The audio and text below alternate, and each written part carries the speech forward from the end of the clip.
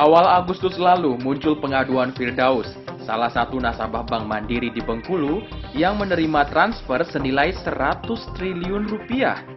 Namun uang itu ternyata hanya parkir di rekeningnya.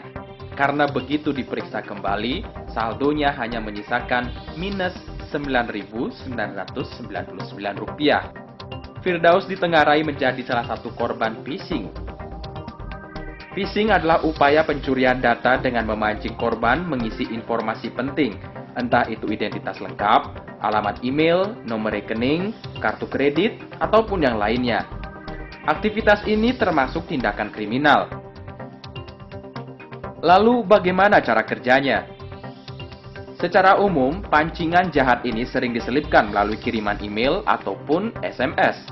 Pelaku akan mengirim pemberitahuan yang meminta konfirmasi akun pada bank Anda. Agar lebih meyakinkan, mungkin ditambahkan informasi bahwa jika Anda tidak mengonfirmasi identitas akun, maka rekening Anda akan diblokir. Tidak sampai di situ.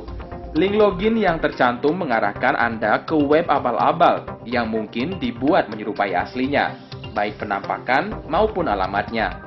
Misalnya, program klikbca.com begitu populer sebagai layanan internet banking, sampai-sampai Anda tidak memperhatikan alamat website jebakan ternyata klikbca.com. Atau mungkin klikbca.com dengan menyisipkan huruf C. Bahkan bisa saja menyangkut bank lain, misalnya klik.mandiri.com. Nah, korban yang terpancing lalu mengisi informasi internet banking abal-abal yang berisi data rekening, password, dan sebagainya ke pelaku. Dengan berbekal data itulah, pelaku masuk ke sistem bank dan mengubrak-abrik rekening Anda.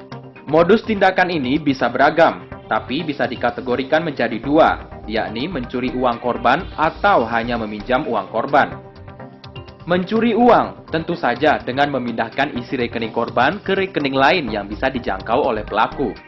Nah, kalau hanya meminjam, ini mungkin memanfaatkan kelengahan korban. Misalnya, ada orang yang punya tabungan 1 triliun rupiah, namun dirinya jarang memeriksa buku tabungannya. Ketika pelaku tahu itu dan telah mengantongi data korban, isi rekening dipindahkan ke rekening pelaku selama 1 hari mungkin. Setelah itu, dikembalikan seolah tidak ada hal yang terjadi. Lalu, apa yang didapat pelaku?